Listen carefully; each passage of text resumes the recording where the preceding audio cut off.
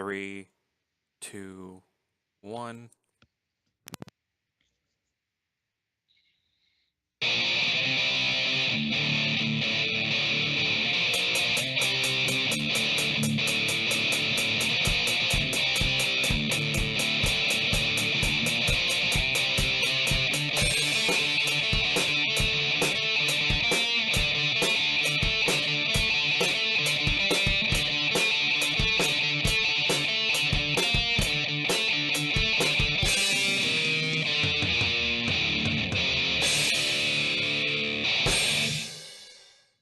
All right, welcome to another installment of the Fragment of Silicon Reviews. Up this week, we have two. First is Space Pirates and Zombies 2, also known as SPAS 2.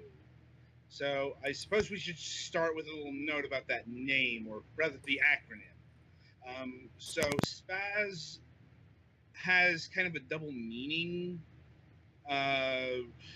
I'm not exactly sure what they were going for with the acronym in both games, I'll be honest, but MinMax Games is a British developer, so it's a bit of a cheeky acronym because of localities, I suppose is a good way of putting it. So here in the States, spaz usually means somebody who's very hyper. Yeah, physically acting out and that kind of thing. You know, that person is such a spaz. In the UK, it's seen as a bit more of a derogatory term, originally for like people with cerebral palsy, but later other related things. Yeah, it's a slur for the disabled, and it's strong enough where if you have the word spastic in your game, that can cause problems in Britain. This is actually true. There have been games that have been released in the UK that have been pulled because they had spastic in it. Mm-hmm. I think like a crossword game or something like that. I'd have to look up the specifics, but that's beside the point. So now it's an inaccurate spelling of the word spaz, I think. Not really. Yeah, it's like I'm not sure. Well, anyway, let's not get bogged down into the minutia. So, Space Pirates and Zombie is, I suppose, now a series of hybrid real-time strategy games. That is to say, it's got. Although real-time strategy isn't so much the right word for it, it's more grand strategy. Real-time strategy is moving troops and building resources in real time. Those elements are actually more on a turn-based scale. Like, it's a bit hard to explain if you haven't seen the games. But the top level is staples of strategy games: trading, building ships, negotiations, gathering resources, that kind of deal. But your action segments are shooters. Like, I think the first one was a top-down, but the second one here is a fully 3D space shooter.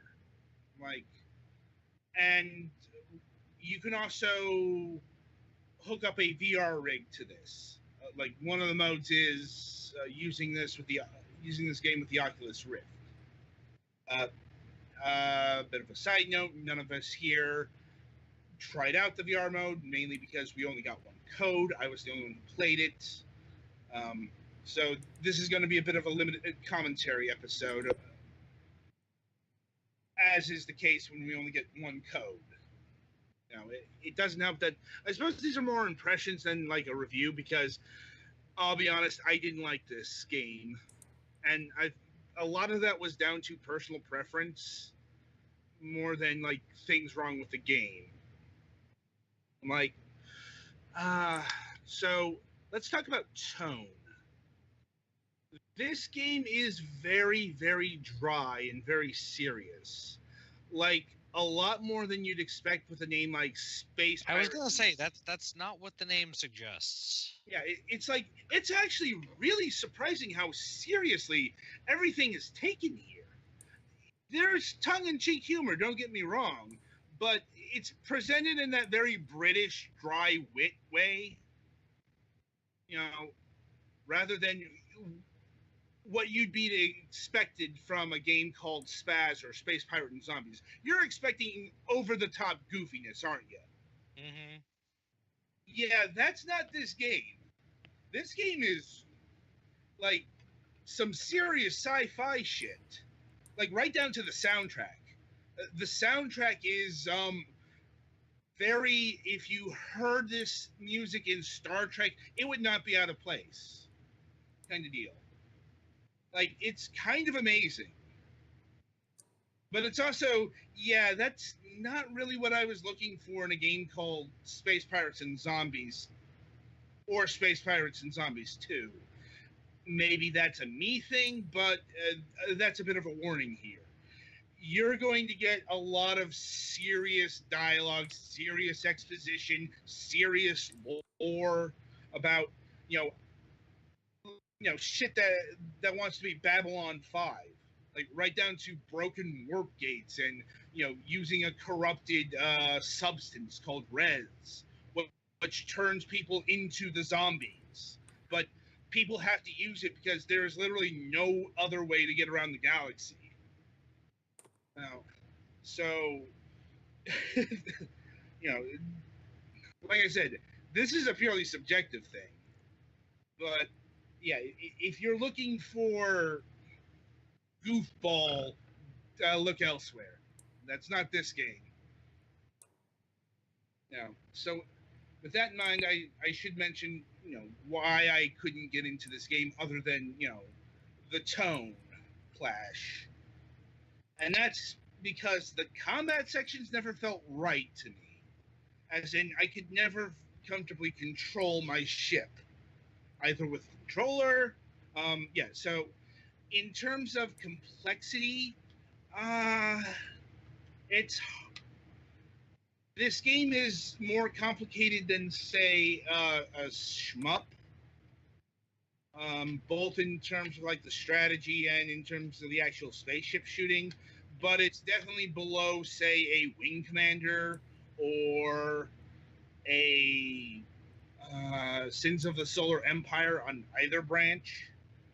It's kind of in the middle of between simulation and arcade, because you do have to pay attention to parts, fuel. You have to trade, build alliances, deal with factions, all that lovely strategy stuff. But this is this is pretty accessible compared to a 4X space simulator. Let me tell you. Like, now, do you just have like the one ship / small fleet, or like when you're doing the strategy stuff in between combat missions, do you have like different fleets you can send to different places? You start out with one ship. You can get more, I think, and you will get like seeker ships. You get little protecting ships. In fact, that's kind of where I got stuck, because I got to the tutorial mission and I had no idea what the hell I was supposed to do. Like, they kind of forgot me to tell what I was supposed to do, and kind of got bored and left the game. Mm-hmm. Yeah, that was kind of awkward.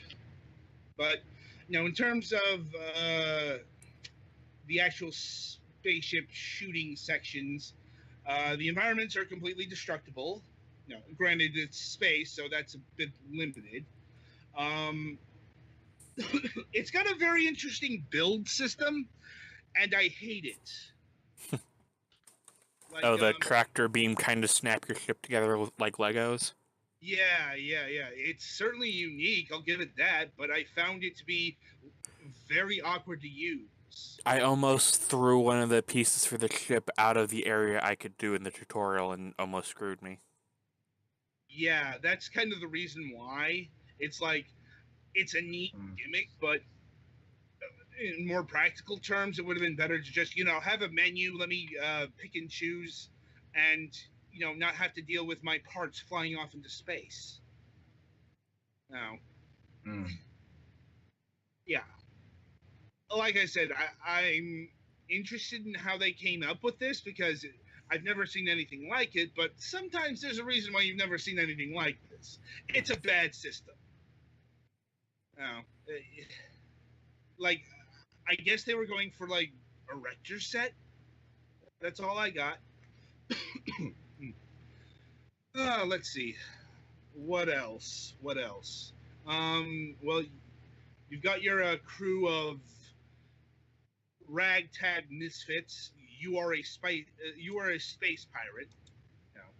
That's the I first. wonder how they got that. Well, yeah, you are the scum of the universe, barely surviving in this cold and cruel world or universe, I suppose. And like, and trying to think if there, like, I'm imagining that there's probably a main storyline kind of deal, like, but this is like, say, Privateer, where you don't have to necessarily pay attention to it. You can do your own thing if you want to. Pretty standard strategy stuff. Like, let's see. I don't have all that much to say about it in comparison to other games recently played, because I liked the concept more than the execution. Now, Pennyfan, you've been playing the demo. What's your impression so far?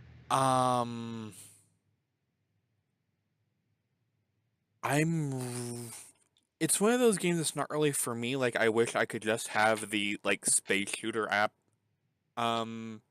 thing kind of on the side. Yeah, I'm kind of I'm kind of the same way. I would have rather have seen a, more fleshed out strategy section or a more fleshed out combat section rather Yeah. than this awkward mishmash that is pretty shallow on both ends of the pool. Yeah, they basically wanted their cake and whatnot. hmm And I'm sure this is going to appeal to some people because, yeah, it is more accessible than a lot of games you can find on the PC in both directions. But that there is an old saying: "Jack of all trades, master of none." Like, right. So I think that'll about do it for this review. If I had to assign a score, about 6 out of 10. It's like, it didn't click with me, but it might click with you. Considering so many of my problems were subjective ones. But I do think it is fairly shallow, a little too shallow for its own good. So take that for what it's worth. So coming up after the break, we'll be reviewing Card City Nights 2 from Ludosity. This is the game we all played, so we'll be having a deeper discussion. And until then, I wish you good gaming.